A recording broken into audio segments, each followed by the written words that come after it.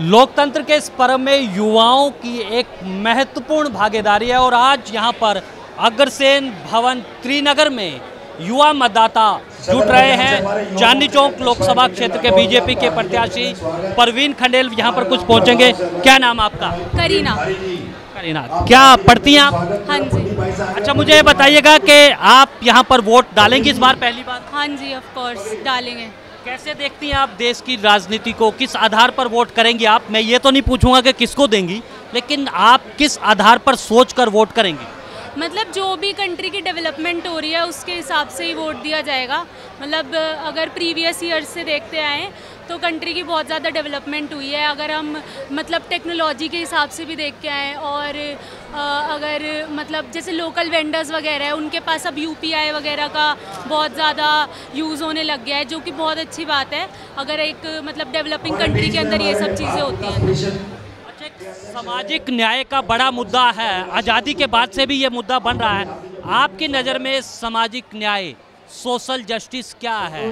जो अमीरी और गरीबी की खाई इस देश में बढ़ती जा रही है, उसको कैसे पार कर सकते हैं, इस पे थोड़ा बताएं। सोशल जस्टिस के लिए तो मैं ये बोलूँगी कि जैसे क्या बोलूँ, सोशल जस्टिस मतलब जैसे अगर जो अमीर वंचित समाज है उसको हमने मुख्य धारा में लाना है, बराबर करना है, तभी हम एक समृद्ध भारत की तरफ बढ़ेंगे। हाँ जी, मतलब जैसे जो अमीर लोग हैं वो अमीर होते जा रहे हैं और जो पुअर है वो पुअर होते जा रहे हैं। तो सही कह रही हैं। हाँ जी, तो उसके लिए हमें ये करना पड़ेगा कि मतलब जितने भी मतलब जैसे अब तो बहुत ज़्यादा एंटरप्रेन्योरशिप बढ़ रही है, उसके लिए सबको अवेयर करना पड़ेगा कि अपने खुद के बिजनेसेस के ऊपर भी ध्यान दे सकते हैं वो, ना कि सिर्फ मतलब अगर किसी मल्टीनेशनल कंपनी में काम करने के बजाय वो अपने बिजनेसेस भी खोल सकते हैं। और अब तो बहुत ज़्यादा ऑप्शन आ गए हैं हर चीज़ में, तो अवेयरनेस सबसे ज़्यादा इंपॉर्टेंट है हर चीज़ के लिए, और एजुकेशन। बहुत महत्वपूर्ण बात कही है, जागरूकता और शिक्षा, यही आपको स्वयं को आगे बढ़ाएगी, समाज को आगे बढ़ाएगी और देश को आगे बढ़ाएगी। क्या नाम बेटा आपका? शिवानी।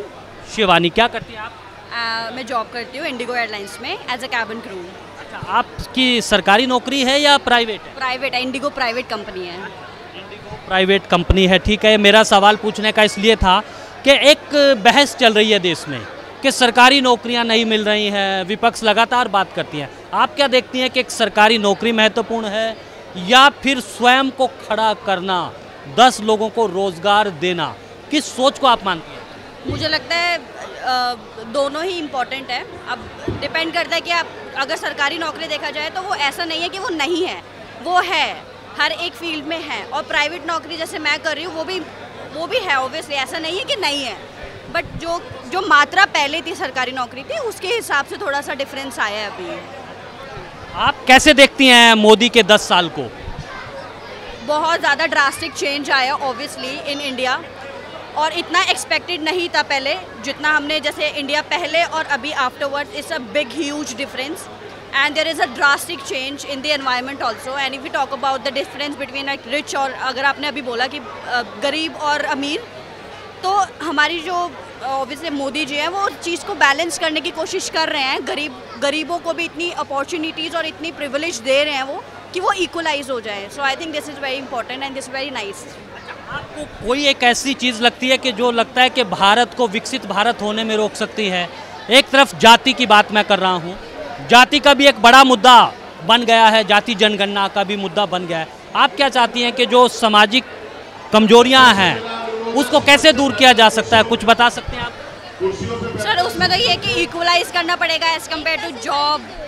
मतलब ऐसे इक्वलाइज, जैसे इक्वालिटी होगी, इक्वालिटी के हिसाब से ही सब होगा सर। ऐसे जो कि ऑलरेडी जनता, वो हमारी जो मोदी जी है वो कर रहे हैं, सो वो धीरे धीरे ही होगा और होगा एक दिन, ऐसा नहीं है नहीं होगा, इट विल हैपन। यस, बात इन्होंने कही, एक बदलाव हो रहा है निश्चित। क्या नाम आपका? उमा। तो आप कैसे आई, आपको सूचना कैसे मिली यहाँ पर आने की? She is my friend.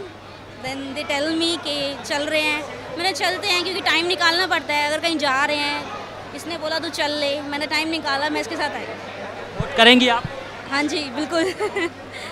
क्या सोच रही हैं आप? 2 तरह की धाराएं, मैं सवाल पूछ रहा हूँ कि दिल्ली में एक अलग तरह की राजनीति हो रही है, ये जो मौजूदा राजनीति है इसमें क्या मुद्दा आपको करेगा? विकसित भारत का विकसित भारत में ही जा रहा है अपना देश, तो इससे और भी चीज़ें हैं जो हमारा इंडिया ग्रो कर रहा है पूरे वर्ल्ड में।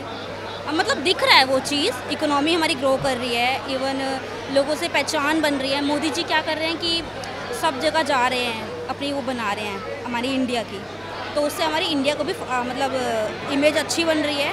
और बाहर वाले लोग पूछते भी हैं मोदी जी को कि अगर एक लीडर इतना अच्छा हो कि वो अपने समाज को लेके चल रहा है, अपने देश को लेके चल रहा है, तो डेफिनेटली ग्रोथ बनेगी, है ना। तो वो चीज़ में हमारी इंडिया काफ़ी ग्रो कर रही है, तो ये हमारी बहुत अच्छी अपॉर्चुनिटी है बेसिकली। इवन यूथ के लिए भी इतना अच्छा है क्योंकि ना काफ़ी सारे सेक्टर्स ऐसे बन चुके हैं कि हम खुद से काम कर सकते हैं। पहले क्या था कि अगर हम ये करेंगे तो क्या इसमें विघ्न ना पड़ जाए, तो ये था कि अभी रिसेंटली मेरे भाई ने बिज़नेस शुरू किया है, उसको अराउंड 1.5 साल हो गया। तो हाँ, थोड़े बहुत सर्कमस्टांसेस थे, ख़राब हुआ, अप्स एंड डाउन्स आते हैं, बट अब जो ग्रोथ आ रही है उसमें काफ़ी इफेक्ट पड़ रहा है।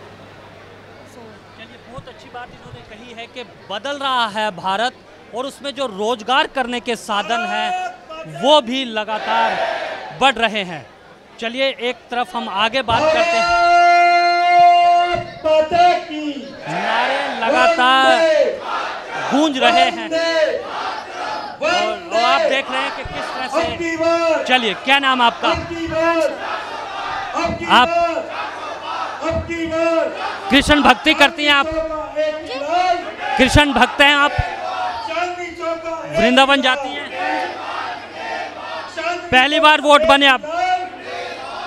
वोट करेंगी आप पहली बार? हाँ जी। किस आधार पर, क्या सोचकर वोट करेंगी आप? कमल को, भाजपा को। कमल को क्यों करेंगी? क्योंकि जो राम को लेकर आए हम उन्हें लेकर आएंगे। जो राम को लेकर आए हैं हम उनको लेकर आए हैं।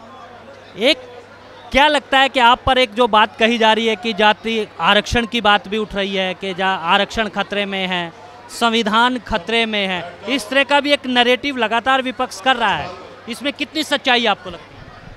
सच्चाई लगती है मेरे को तो। क्या? अब इतना तो पता नहीं। चलिए, आगे बढ़ते हैं। क्या नाम बेटा आपका? आपका वोट बन गया? अच्छा, क्या किस आधार पर वोट करेंगी आप? किसको सोचा है आपने? हाथ में तो मोदी जी को लिया हुआ है। मोदी को देना चाहती हूँ मैं। आपको मोदी जी की क्या खास बात जो है वो सबसे अच्छी लगती है? वो बहुत अच्छा बोलते हैं, बहुत अच्छे कम्युनिकेटर हैं, कैसे लगता है, क्या है? सबके लिए ज़्यादातर भला के लिए सोचते हैं, वो ज़्यादा अच्छी बातें भी बोलते हैं, स्कूल वगैरह के बारे में सोचते हैं, ज़्यादा फैसिलिटी भी देते हैं। पैसे किसको देते हैं? फैसिलिटी देते हैं मतलब। अच्छा, फैसिलिटीज़ देते हैं, सुविधाएं देते हैं। आपका क्या नाम बेटा? मेरा नाम आराधना है। अच्छा, आराधना है। तो मैं भी, आप मोदी का परिवार हैं? यस, बिल्कुल। अच्छा, क्या लग रहा है जब आप वोट तो मांग रही होंगे मोदी जी के लिए? मोदी जी को ही देंगे क्योंकि वो स्कूल के बच्चों के लिए भी काफ़ी वो करते हैं, और हमारे बच्चों के लिए मतलब नौकरी वगैरह भी अच्छे से सुविधा वगैरह करते हैं, काफ़ी देश में वो भी परिवर्तन भी लाते हैं, तो इसलिए हम मोदी जी को देंगे वोट। अच्छा, एक सवाल हो रहा है, राहुल गांधी, अरविंद केजरीवाल, इसको कैसे देखती हैं आप? वो भी तो बड़े जोर शोर से अपनी बात कह रहे हैं। हाँ, वो कह रहे हैं बट इतना ज़्यादा वो नहीं करते। वो मतलब मोदी जी ज़्यादातर ध्यान देते हैं कि मतलब बच्चों के ऊपर भी, और प्लस में मतलब किसको क्या काम मिल रहा है, क्या नहीं मिल रहा, मतलब हर तरह से मतलब मोदी जी ध्यान ज़्यादा देते हैं। और वो सिर्फ ओनली प्रचार करते हैं, और जो बोलते हैं ज़रूरी नहीं है कि वो करते होंगे, लेकिन जो मोदी जी हैं उनने काफ़ी कुछ करा भी है और अभी भी कर रहे हैं वो, तो इसलिए वही जीतेंगे। एक नए तरह का उत्साह है, और मैं अपने सहयोगी से कहूँगा कि वो दिखाए कि किस तरह का माहौल यहाँ पर बना हुआ है। एक विशेष आकर्षण अगर इस कार्यक्रम का है, एक तरफ युवा हैं और दूसरी तरफ जो अनुभवी लोग हैं जो पगड़ी में यहाँ पर बैठे हुए हैं बांधकर, और लोकतंत्र के इस पर्व में इससे बेहतर, इससे खुशी देने वाले पल नहीं हो सकते हैं कि 25 मई को जब दिल्ली का मतदान होगा तो सभी इसमें शिरकत करेंगे, भागीदारी करेंगे। आज के लिए बस इतना ही। आप बने रहें ब्रॉडकास्ट मंत्रा के साथ।